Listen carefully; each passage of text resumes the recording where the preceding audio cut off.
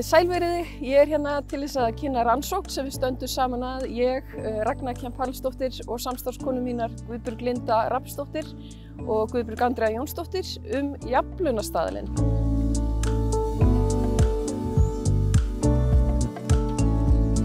Það sem við höfum verið að skoða hver ávinningur jafnlaunastaðalsins hefur verið og það erum við að gera svona út frá 3 ólíkum sjónarhornum. Við viljum kanna hvort jafnlaunastaðallinn sé að stuðla að auknu launajafnrétti. Það er að segja þeirra fyrirtækja sem hafa fengið vottun eða ekki vottun á tímabilinu 2012 til 2020. Það sem við erum líka að skoða launamunur á milli starfa kvenna og karla á þessu sama tímabili milli 2012 og 2020. Að auki erum við að kanna viðhorf vottunaraðila á í rauninni framkvæmd og innleiðingarferli jafnlaunavottunar. Það er að segja hvernig vottunarferlið sjálft fer fram og hvaða ávinningi það gæti hafa skilað og hverjir væru þá mögulegir gallar á því ferli. Aðferðir rannsóknarinnar eru svokallaðar blandaðar aðferðir. Það er að segja við erum að skoða launarannsóknargögn frá Hagstofu Íslands sem hefur verið samstarfsaðili okkar í þessu verkefni. Og þannig að við erum að rýna í gögn á þessu sama áratímabili 2012 til 2020 varðandi þróun launa.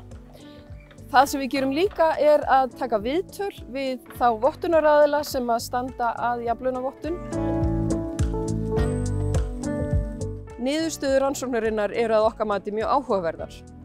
Fyrir það fyrsta eru vottunaraðilar mjög meðvitaðir ákveðna galla í ferlinu. Þarna regluverk stjórnvalda ekki nógu skýrt. Hvað varðar launagreininguna, þá kom í ljós að launamunur hefur vissulega breyst á þessu tímabili sem ræðir.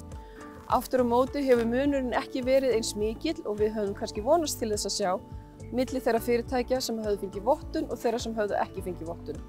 Þar munar einungis 1%.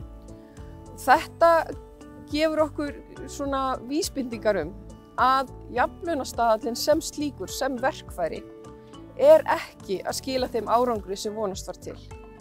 Hann mögulega að skila árangri óbeint inn í launaumræðuna og vekja athygli á launamun kynjanna. En í tölunum sem við sjáum, þá launamunurinn ekki skýr. Það má vera að niðurstöður okkar rannsóknar beri merki þess að það ekki langt síðan að þetta ferli hófst.